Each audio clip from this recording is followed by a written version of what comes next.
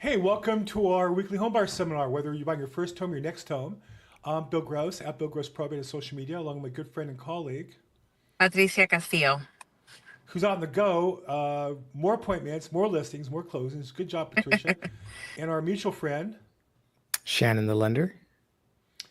Shannon Lender, recently married Shannon Lender. That's why he has a little extra smile, a little extra. Yes. Oh, I look see at that. Oh, rings very there. nice. Okay, sorry, ladies. It's You too waited late too now. long. Another one bites the dust. Look at that smile, man. Living happily ever after. That's what it looks like. Yeah. Yeah. Love it. Love it. They say marriage is, my friends always say, oh, it's game over, but it feels good. I like it. Now it's time to build and I'm more focused now than ever. So Nice. it's That's just good. what seems to happen to me. I look back on, particularly men. I think the man who's not married is just not good. You have all the energy, you're going to put it into something. And if you're married, you have a family, you're building something for your future. And if I had known how much fun grandkids were, I would have had a lot more kids earlier in marriage. I'm telling you right now. So anyhow, but I want to get sidetracked with that. So what's happening in the marketplace? How about the nice interest rate drop? Oh Trending my back to work, it gosh. looks like. Yeah. Yep. Now Yeah. you're Interest helping the rates. buyers again with the rates. Good Yes. job. See, I just had to come back. That's it. Uh-huh. That's all it Yeah. takes. That's all it takes. Yeah. I So think right. 30-year fixed rate on the Fannie Mae market down below to 6.7. We're down about quarter, almost a 0.5% in the last few weeks. Maybe head back in the right direction. Maybe not going up anymore, which is good enough for it. Seems like there's enough buyer demand at the rates we have, huh? Yeah, I actually, based on the National Mortgage News, applications for conventional loans have gone up 3.5% this month or last month. Sorry, last month, or in January. Sorry, because the article came out February 27th. So from December to January, we're up 3.5%, which that's projected to go up even more. So hopefully we get a better market now. I don't know if you guys feeling it as well? I'm seeing a lot more people applying, Yeah. interested. So I'm seeing that I'm excitement definitely now. seeing that too. I was just telling Bill, I took a buyer out twice, and on the second day we wrote an offer on a property and got it accepted. Um, so I was looking at the stats in my area in Downey. Half of the homes are selling at the list price or above, right? Wow. And that's pretty strong. So most of the homes that I see that are closing are selling for the listed price or going above asking. And above asking, I mean like 20,000, Wow. 40,000. So it really depends on the area that the buyers are focused on, because there are really great opportunities out there.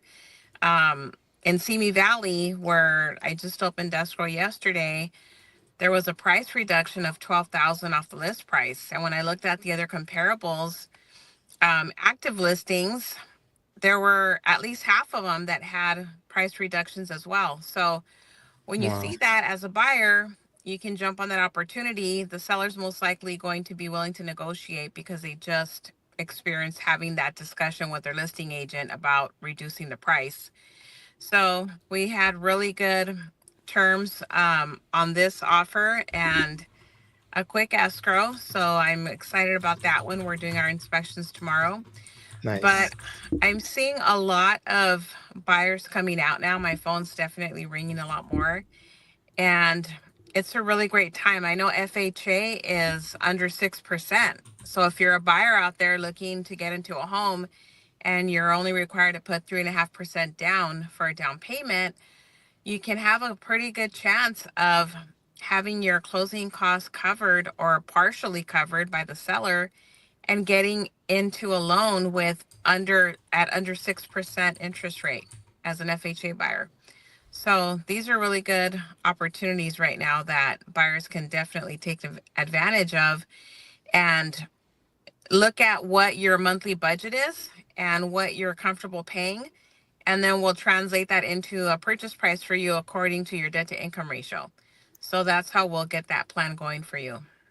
Yeah, and I wanted to actually, it's a good point. I wanted to bring up what's in your monthly payment. That's something I wanted to put in there for first-time home buyers that don't know, because a lot of times they look on these other websites which I Mm-hmm. will not name, that that It's have these misleading.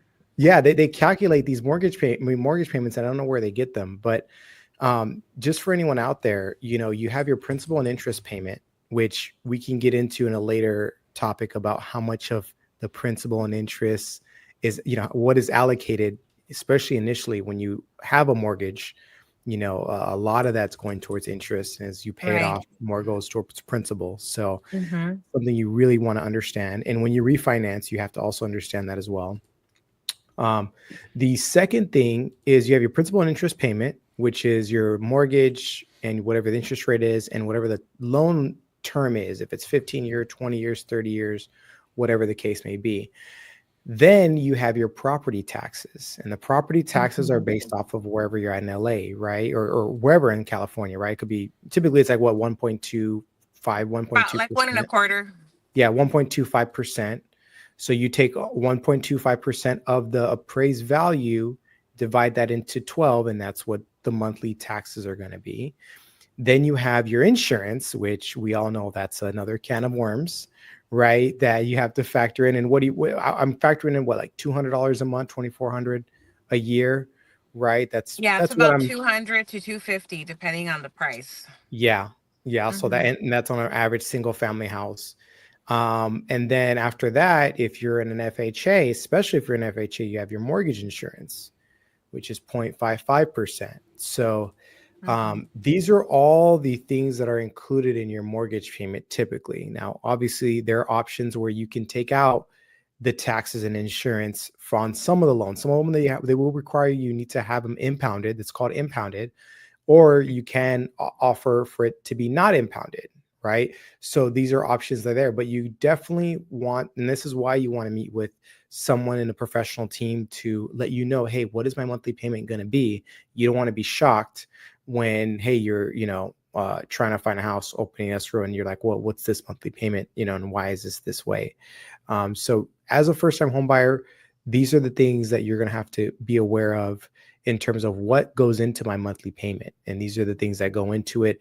And also know when you first start a loan, majority of the principal and interest payment is going more towards interest. And as time goes on, you're paying more towards principal. Now, I do have a calculator that I use for some of my clients that, hey, if you make just one principal payment a year, you'd be surprised. And maybe in the next episode, I can pull it up. You'd be surprised how much of your interest that you won't have to pay if you make at least one principal only payment a year. Right. So definitely, as a first time home buyer, understand that when you have a mortgage, it's not just the principal and interest payment. You have your taxes, you have your insurance, you have your mortgage insurance if you're putting less than 20% down, or if you have especially if you have a conforming government backed loan. So definitely educate yourself, and this is a place where you can educate yourself. And these are the components of a mortgage, because this is going to stay with you, until you either pay it off or refinance. So. Right. And those are good points. I do want to just point out that you have to really look at where your discipline is. If you are not so disciplined and putting away that money every month for your property taxes, which is going to be at least around $400 to $500 depending on the price, then you're probably better having that money impounded or escrowed into your mortgage payment, because I've tried it both ways. I've removed it from my payment and then I've added it back in, because if you're not escrowing your property taxes, then that means that you're going to pay them twice a year. You're going to pay half during the month of Christmas, right? During the holidays in December. And then, well, actually, they're due November 1st, delinquent December 10th. So you're going to have that payment during November and December. Then the next installment is due right after the holidays, right after the new year. So they're due February 1st and then delinquent in April. So you definitely want to consider having them escrowed. I think it's just a better option, especially as a first time home buyer. Once you get on a budget and you're comfortable making the payment, and maybe you get bonuses at work, maybe you're looking at getting a raise in the future, things like that that are going to be increasing your monthly take home, then you can maybe think about having that payment removed if that's what you feel comfortable doing. But I think it's just important to know when the payments are due. They're due in November and December, and then again right after the new year. So those are Yeah. usually the times when people are spending the most amount of money. Well, hold on. If it wasn't those months, when is a good time to pay taxes? Well, never. I mean, There we you don't go. want to pay There you go. taxes, but So yeah, and when's a good time to pay 6 months of taxes? Never. yeah. So I think the idea, the main takeaway, if I could be so bold, is the having the impound account with the lender. There was a time before computers when there were a lot of service issues of these. That's really gone away.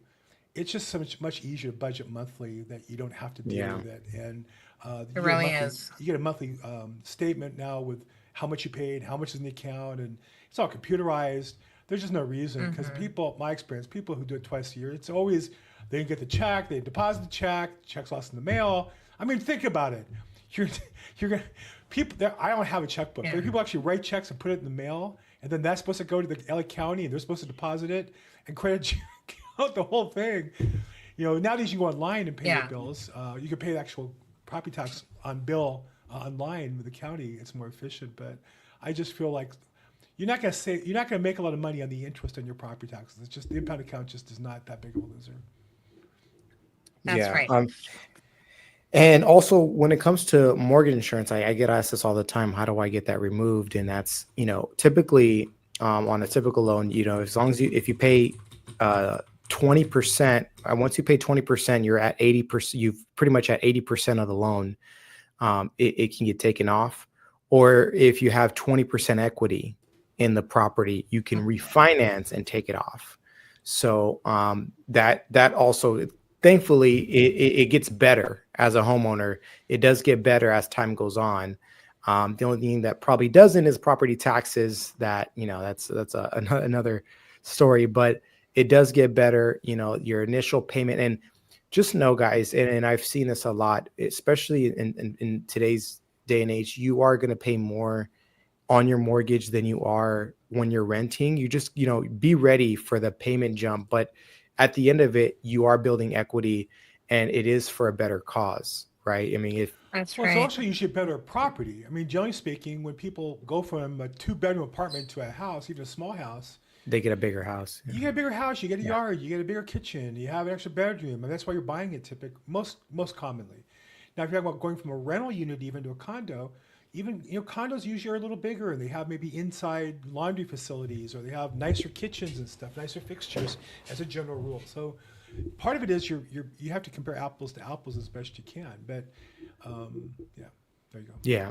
Yeah. So, yeah, I mean, that for sure, that's something definitely I did want to educate you guys on is a mortgage payment, because that's something, again, you're going to be stuck with. And the good thing about impounding is they take care of it for you. Like you said, you're not having to write a check out to this person, that person. And guess what?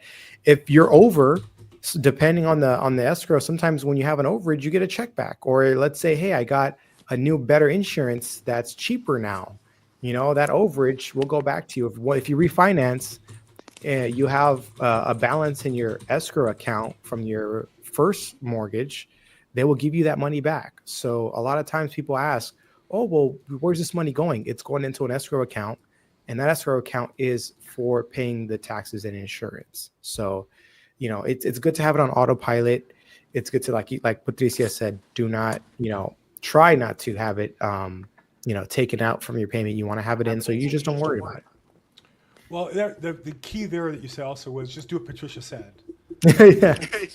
And if you don't know what that is, call her and she'll tell you what she would have said, and therefore you'll know what Patricia said. Though we don't really know what Patricia said because it looks like she's lost her Uh-oh. phone or lost her connection. Having some connectivity issues. Yeah. Okay. And so what are you guys seeing in the market right now in terms of, inventory out there for buyers? Has it gotten better? Has it gotten worse? More do you- inventory. Yeah. Okay, good. More houses, more buyers, kind of even. This is what happens. I think more people come to the market, but then more people start looking. And so definitely where I'm at in West LA, we had 13,000 houses burned to the ground. So we have less houses. And of those, probably, 500, 1,000 would have normally been put on the market, they're burned to the ground. So we don't have those, and then we have 13,000 people looking for houses. So where I'm at, it's really gotten very, very intense. It's very, very difficult for buyers right now, which means sharpen your pencil, get your numbers ahead of time, be ready to move. If you see something you like, strike quickly, get under contract. Don't be shy, because it's going to be. There's no real reason for it other than I don't know if anybody heard the news, but we had 13,000 houses burned down. Yeah, I heard that. Did you hear When do that? you think, in your opinion, we'll get those 13,000 back? Not in my lifetime. Not in your lifetime. No, I mean, yeah, I would say not in your lifetime. I would think. I just don't think. Really? I just don't. You think we're just going to sit on vacant land for many years? Nah, There'll be I think political that's fighting. I think there'll be political fighting, financial fighting, legal fighting. There's no clear path. There's no leadership. You have. I think there's a group of people who are happy it burned down, that are glad to have empty land. There are people who don't want houses on the beach to exist, there's we have so much government regulation preventing building. I just don't see it. I mean, I don't mean to be negative about it. I feel bad and I wish it wasn't the case, but we don't build housing in Los Angeles, I think, on purpose. And so I just wish that we would just be honest about it. If you don't want to build the houses back, just say it, just own it. But I think they're going to slow walk this stuff. I mean, there's a move to recall the mayor. That's not going to go anywhere. There's a move to recall the governor. That's not going to go anywhere. And that's not the solution. There has to be somebody in charge who's going to kind of lead things in a positive way. I just don't see anybody coalescing around any particular plan or action. I don't know. It's very sad. I mean, a lot of people are impacted, and I'll say, but I don't see it. I don't know. What do you see? You see them all being rebuilt? Is there some sort of? Am I missing the program somewhere? Am I missing the excitement or the fanfare? I mean, I don't know. I mean, I don't see any movement thus far, and I thought I would at this point. I know that they're trying to say that they're going to expedite the permit process. Yeah, right. We had. I'm a broker for a commercial property company in downtown LA. We had a drug dealer break into our building because our half is a commercial office and the other half is a cannabis, I think, manufacturer. They make gummy bears or something with cannabis in it. So they thought by breaking into our side they could get through. Turns out they can't. They drove a truck through we had like one of those landing bay doors, electronic roll-up door for shipping, right? So they drove through it, and we had to get repaired. It took us 9 months to get the permit for the door, replacing the same electronic door. We're not adding anything. It's no bigger, no wider, no taller. It's not an extra door. The door that was there, because it had like an electric motor in it, it cost $10,000 for the door and $50,000 for all total for the job. 50,000. 9 months, and we're just now starting it. Yeah. Wow. Oh my goodness. That's Los Angeles. And I think I say that with frustration. There are people who think that's a good thing, that we should not be able to rebuild. And I don't really understand the thinking, but nobody's outraged. There's nobody losing their job over it. In a real business, somebody would lose their job over something like that. So are we going to build 13,000 homes out by the beach and in canyons? I would love it. I mean, I think it'd be great. I think it'd be fun to sell those houses and finance them and all that. But I don't see it. I don't see people getting paid off for insurance. I don't see it. Yeah. Well, on to lighter news. I do have some. Sorry about that. Don't mean to be a downer, but you asked the question. I'll be honest. And I guess this could be our last time. I'm trying to write different topics so I can have have monthly payment on here. Another thing I'll maybe ask Patricia and Bill, maybe more Patricia. Having said that, with LA, what do you think are the top maybe 3 cities are for first-time home buyers? Do you have any particular ones that are good for a first-time home buyer where they're good to start? I don't know if you recommend anything, but I found that as a cool question to ask. I think Lawndale and Long Beach are really wow. nice. Long Beach. Really why nice. why do you say Long Beach? Long Beach. Well, it has a pretty good vibe to it. I mean, it's like I said, it's a nice coastal city. There's lots of parks there, a lot of community events, a lot of things to do. You have a very diverse community. You have African American, Mexican, you have Latinos there, you have, Filipino, you have white. I mean, it's like a very diverse community. And I just feel like life feels a little slower there. When I go to It Long does. Beach, you have the Pike Center, like in downtown. I mean, you're right by the beach. There's a historic, Queen Mary. There's just so much to do there. And they're revitalizing actually North Long Beach. You're seeing on Artesia, they're redoing the streets Yeah, wider. You have bus and bike lanes actually now. My fiance, my wife, sorry, don't. my, my wife, hopefully she doesn't hear this. She's actually born and raised in Long Beach, actually, and getting yeah. because she's Cambodian. I had no idea that there was a whole Cambodian area. I didn't know about Cambodia before this, but yeah, I'm seeing North It's Long Beach very particularly. diverse. Yeah. It's growing and they're revitalizing things. And yeah, Yeah, she actually Filipino, Samoan. I mean, there's very there's so much. diverse Okay, Most that's a great community diverse one. there. city in Southern California is Long Beach. Plus, Most you Okay, people want to have go there. Yeah, you have wow. condos, single family, you have Everything. multiple It's options for huge. multifamily, duplexes, Yeah. triplexes, They have big you lots know. too. Some of these houses. Big lots, small Yeah. lots, condos, ocean. You can be by the ocean for a very reasonable price. You can be within a half mile of the ocean for a very reasonable price on Signal Hill. It is varied. Every time I go to Long Beach, I come back thinking, wow. Now, I can't move there because my family's here. My grandkids are, 5 blocks from my house. So we're not going anywhere. I can't go anywhere without getting divorced. And I can't afford to move and get divorced. And if I did, I'd probably get shot. So I can't do that. But I tell people, in fact, my virtual assistant moved here from Philadelphia, and she asked me, and I said Long Beach, and she's there and loves it. It's just really most underrated parts of the country. The other city I would mention, West Side. Of course, I'm a little further away than Patricia, but say on the west side of LA, I would say El Segundo is another city that's Oh, very really? underrated, in that it has a variety of houses, a real small city kind of feel to it, right next to the airport in LAX, and all these huge jobs and huge employers, but still has a small city, great facilities. I swim there, great tennis facilities and little league, and they have all kinds of youth sports and great schools. So obviously that's that one. But I think Long Beach, I would second for sure. Just I urge everybody check out Long Beach. It's the most All underrated right. city in LA. And last one, so we can get out here. What about anything on the east side for those? We got west, we got south. Anything east? Well, what's east? What area do you define I as don't know. Anything in IE, I guess. For those out there, any I would cities say good out there? Moreno Valley. Okay, Yeah. Or even like South Corona is nice. Corona's nice. Corona's really I nice. just sold a home out there last week. Okay, Corona's good. So we have Corona. What about anything in the north? You think of the valley? You think of Santa Clarita, Palmdale Lake? I don't know if that's too north. Yeah. That all kind of blends to me. It all kind of blends together because we're all Yeah. really LA County. So I don't know. If there's any real. I mean, Santa Clarita versus the Valley. Those are two different whole areas depending on where Yeah. you want to live. Um, Mhm. Nothing jumps off the page for me the way Long Beach does. I think. Yeah, Long Beach is I mean, good. there's a lot of Okay. different choices in the Valley, but Well, we got really, top really, three, which is great. Long Beach, El Segundo, and Corona, and Moreno Valley as for honorable Mhm. mention. So if you're gonna go to IE, I would say go a little further and look for the North Redlands.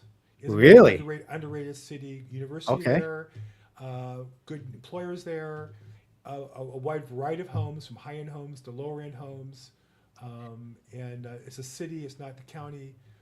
So I would say Redlands is kind of a little.